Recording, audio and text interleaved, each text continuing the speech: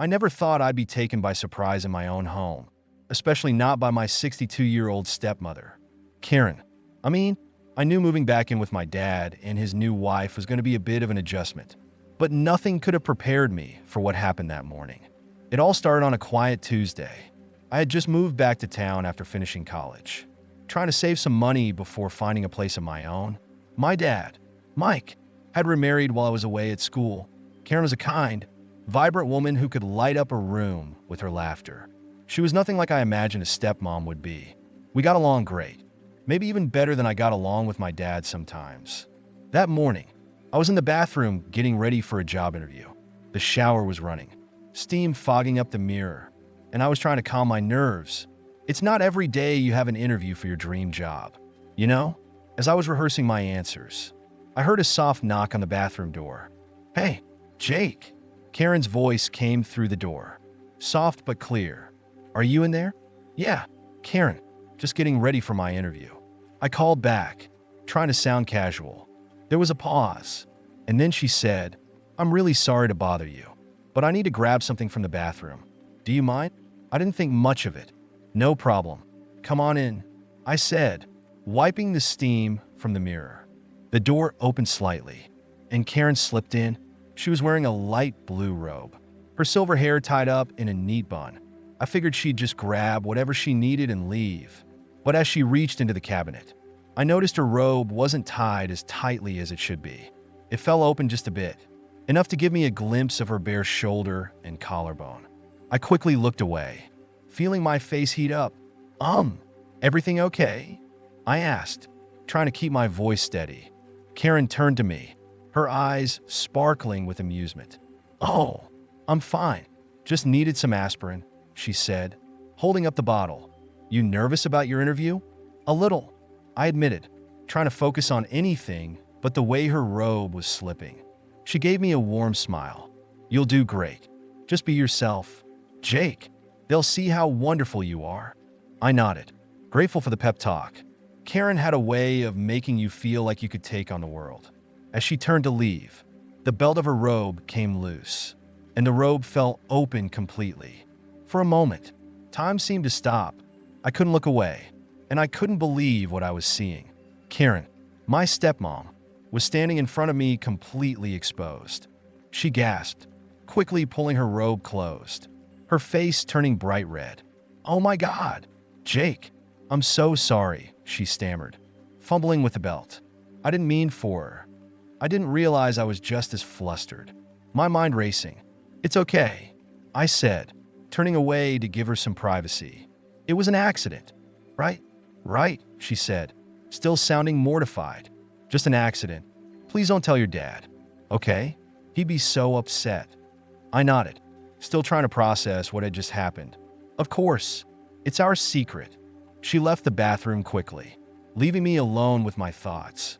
I leaned against the sink, trying to calm my racing heart. I couldn't believe what had just happened. My 62-year-old stepmom had just walked in on me and, well, she hadn't exactly left much to the imagination. For the rest of the day, I couldn't focus on anything else. Not my interview, not my plans for the future. Nothing. All I could think about was Karen and the way her robe had slipped, and the look on her face when she realized what had happened. It wasn't just shock or embarrassment. There was something else, something I couldn't quite put my finger on. Later that evening, I avoided Karen as much as I could. I didn't want to make things awkward, but every time I saw her, I felt my cheeks heat up. She acted like nothing had happened, but there was a tension in the air that hadn't been there before. I went to bed early, hoping a good night's sleep would clear my head.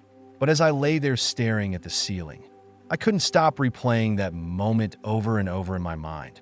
I knew I shouldn't think about it. She was my stepmom, for crying out loud, but I couldn't help it. There was something about Karen, something that drew me to her in a way I couldn't explain. The next morning, I found a note on the kitchen table from Karen. It simply said, "Jake, we need to talk." My heart pounded as I read those words. What did she want to talk about? Had she told my dad? Did she want to clear the air? Or was there something more? I took a deep breath, crumpling the note in my hand. Whatever was going on, I knew one thing for sure. My life was about to get a whole lot more complicated. I stood in the kitchen, staring at Karen's note. My mind racing. What did she want to talk about?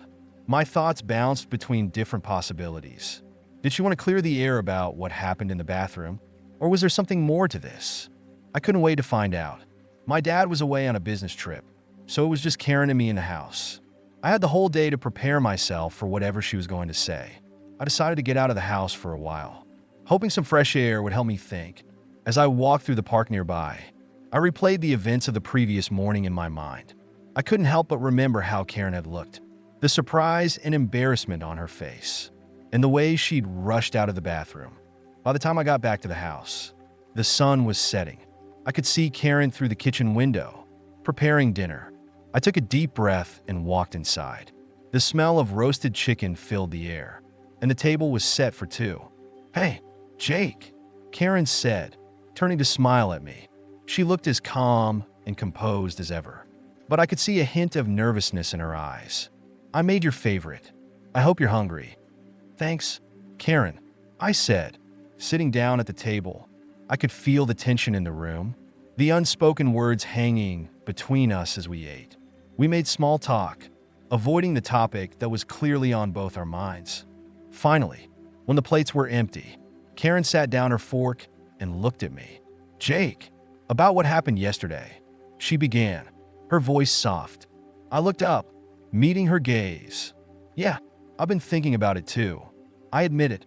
She sighed, running a hand through her hair. "I don't know how to say this, but I think we need to be honest with each other. What happened in the bathroom, it wasn't just an accident. I mean, it was an accident, but..." She trailed off, searching for the right words.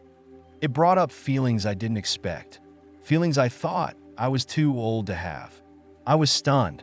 I had expected her to say she was embarrassed, that she wanted to forget about it and move on. But this, I hadn't seen this coming. "Karen, what are you saying?" I asked, my voice barely a whisper. She took a deep breath, her eyes locking onto mine. "I'm saying that I've felt something between us for a while now. I know it's wrong, and I never meant for anything to happen. But yesterday, it made me realize that maybe you feel it too." I didn't know what to say. My mind was a jumble of emotions, confusion, excitement, guilt. I couldn't deny that I felt something. Karen was beautiful, smart, and kind. There had always been a connection between us, a chemistry that I couldn't ignore.